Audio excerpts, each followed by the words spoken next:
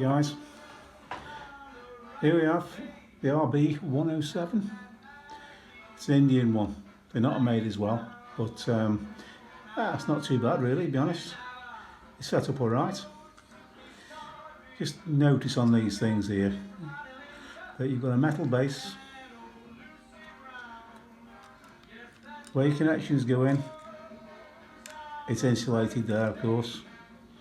Push-in terminals, not easy to find, but obviously the Indian ones are smaller connections, so be careful on those. The existing ones like this MCR2, you've got the original holes on, so the crimps fit in there perfect.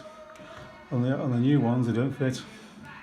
So basically, what you've got here is you've got your field connection, your ammeter, your dynamo, and your earth connection, of course. Generally on my BSAs, my BSA A7 anyway, and the other W336, field is in green, dynamo is in yellow, ammeter is black, and the earth is, I think it's black again, but they vary anyway, to be honest. I think most of the time they're green and yellow. Okay, so what you've got here, you've got a main base, a main back plate. Not the front, just the back plate. It's there. Obviously you can see it, I'm stating the obvious to some people anyway.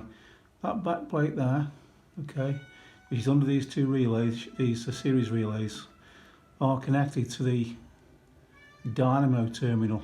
So the dynamo terminal comes through the insulated base.